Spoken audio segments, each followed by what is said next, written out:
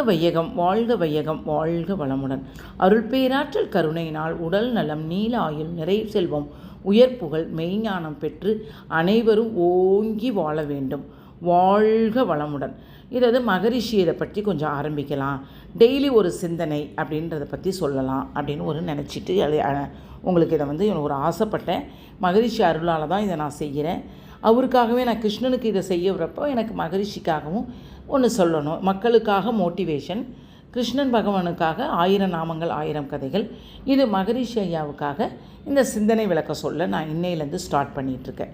இது நீங்கள் கேளுங்க. ஒவ்வொரு சிந்தனையும் அவருக்குள்ள அறிவு திறமையிலும், அதனால தான் அவருக்கு மகரிஷின்னு பேர் வச்சாங்க.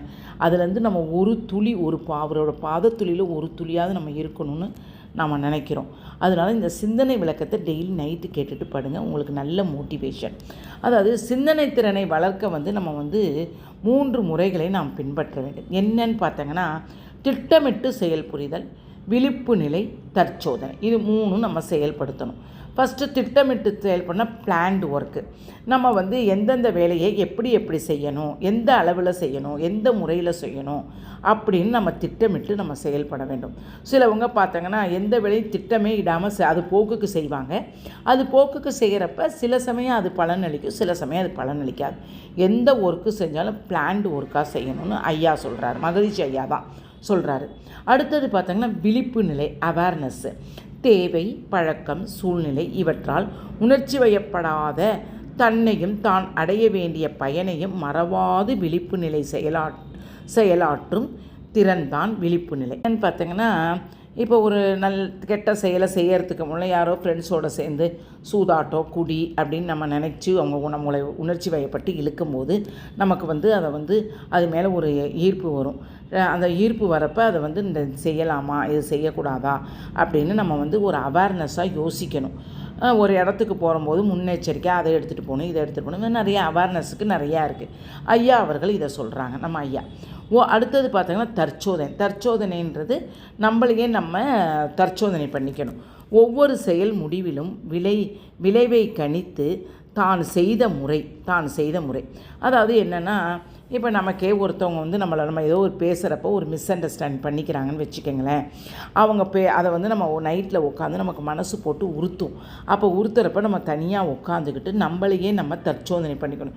இன்றைக்கி ஏன் நம்ம பேசுனதுனால ஏன் அவங்க கோச்சிக்கிறாங்க, ஏன் அது பண்ணுறாங்க, இது பண்ணுறாங்க, ஐயோ நம்ம வெளியில் போனோமே, அவங்கள்ட்ட பேசினோமே, அது தப்பா ரைட்டா, அவங்க எதாவது நினச்சிப்பாங்களே, இப்படியெல்லாம் நம்ம நிறையா சிந்திக்காமல் நம்ம நல்லதையே பேசுகிறதுக்கு நம்ம இறையருள்கிட்டையும் குருவருள்கிட்டையும் நம்ம கேட்கணும்.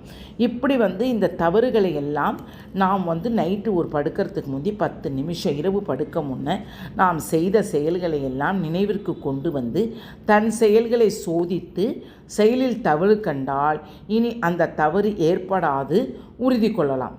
நலமாக இருந்தால் அந்த முறையை அழுத்தமாக மனதில் பதிவு செய்து கொள்வது. இவை அனைத்தும் இணைந்த முறையே அகத்தாய்வு செயலாகும். அதான் இது நாங்கள் இந்த அகத்தாய்வு எனக்கு கூட டக்குன்னு ஒருத்தவங்களுக்கு நல்லது சொல்லணும்னு நினச்சி சொல்லுவோம். அது சொல்லும்போது அவங்க அதை மிஸ் அண்டர்ஸ்டாண்ட் பண்ணிப்பாங்க.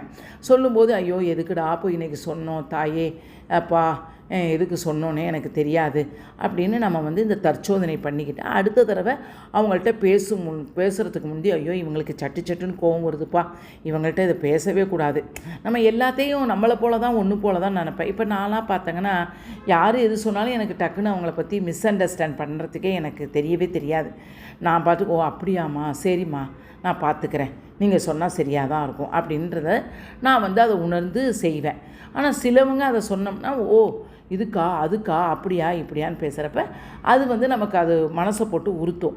அப்போ நம்ம தற்சோதனை சரி அவங்கள்ட்ட அடுத்த தடவை நம்ம எதுவுமே வச்சுக்கக்கூடாது, எந்த பேச்சு பிடிச்சிக்கோ. ஏன்னா அவங்களுடைய தாட்டு மைண்டு அறியாமை ஜாஸ்தி இருக்குது.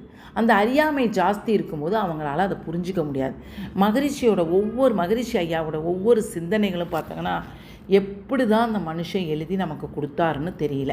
இது பேர் சிந்தனை திறனை வளர்ப்பதற்கான ஃபஸ்ட்டு டாபிக். ஓகேவா? பிடித்திருந்தால் லைக் பண்ணவும், ஷேர் பண்ணவும், கமெண்ட் பண்ணவும். வாழ்க வளம்.